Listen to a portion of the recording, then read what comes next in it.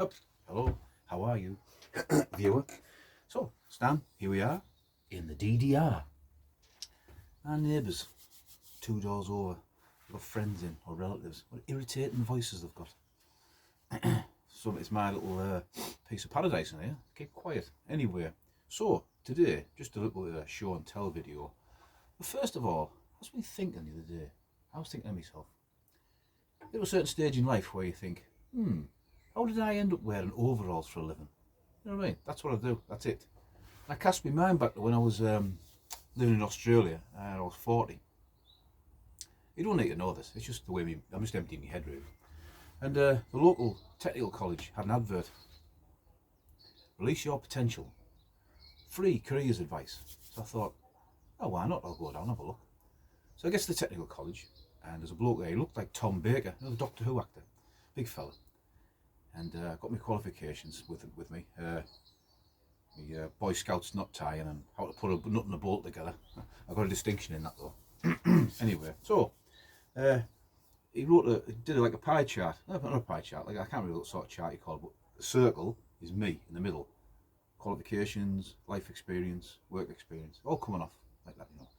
And he worked out. I always remember he was scribbling away, and he went, "So you've got the smarts." So translating that into English from Australia means, "Oh, you're a clever so and so, are you?" Which I'm not, but anyway.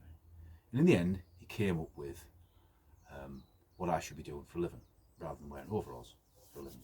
For comedic effect, just imagine a 1960s or 70s like sci-fi show on the computer. He's feeding cards in and it goes beep, beep, beep, beep, beep, beep, beep.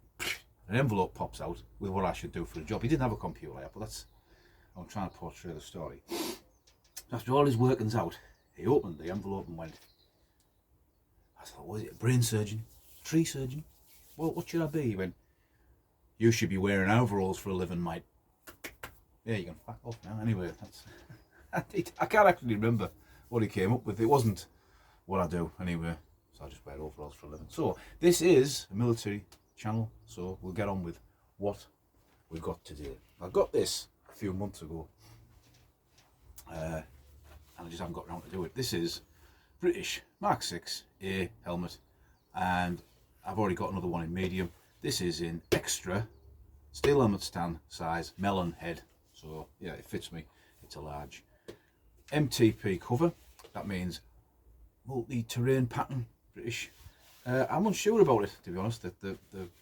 It came with that, so I just got it with that cover. I think I prefer the old forest green type camouflage. Cat's eye reflectors on the back. And come the zombie apocalypse, this will be my helmet of choice. Simply because, if you compare it, there's the MK6. You can see inside. I mean, I've done my MK6As before. It's just a show and tell video. Now, they reckon that soldiers, if they had shaved heads, baldy heads like me, that knot after wearing it in the field a lot would get on your nerves. This has got more of a mesh, you can see, thing going on. Quite comfortable. Weight wise, this is about 200 grams, 300 grams, 200 grams I think, more than this. And you can feel the weight. I'm not going to take the cover off this because I can't get them back on. It's basically the same as a MK6, but it's black. These are made of ballistic nylon. And again, unresearched crap, I can't remember. These are, I'm not sure if they're a Kevlar mix, but these came in 2005. And they were sort of like a stopgap helmet. Was it 2000? They didn't have a very long service life before the British moved on to the MK7. Basically, this helmet. Now, I have been on forums where ex-soldiers have said they like this helmet. There's something to deflect debris and shrapnel, maybe, but I know that helmets are not designed to be shot at. But if you're in house-to-house fighting, 10 feet away, and someone shoots you with a 9mm pistol, this will stop it. This won't. It'll go straight through. Now that's because the American channel Mike B, he does a lot of ballistic tests, and this helmet failed miserably. But this was in service for 20 years, so British frontline troops were wearing these. I don't know what the statistics are of how many people got head injuries because of these, but they use the same moulds to make this one, just out of a different material. This is, as far as I'm aware, a decent combat helmet, as in that it's up towards the helmets of the time. The MK6, you know, it doesn't stop a 9mm round. even some of the old World War II and Cold War steel pots would stop a 9mm round. So again, if you're in house to house fighting, you stick your head down the door, someone goes, it's Mark 6, there's a good chance it's going to go straight through, and you won't be, you know, you won't survive.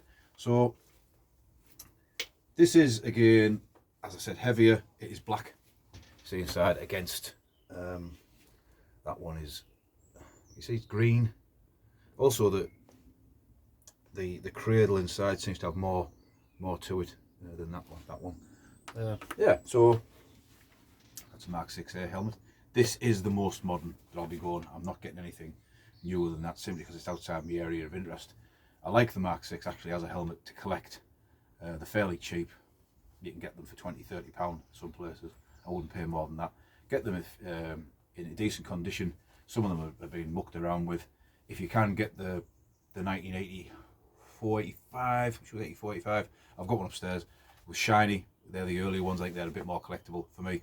And I just got the Mark 6A because I like the idea of the final evolution of the Mark 6 helmet. Also, I suppose we live in troubled times. It's probably not bad to have a decent combat helmet in case of a zombie apocalypse. So I've got one now.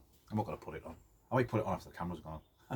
Anyway, so that's your Mark 6A combat helmet in MTP camouflage, and the most modern helmet I will get. Honestly, I'm not buying. You won't see a Mark 7 video on this channel. I guarantee you of that. So that's done.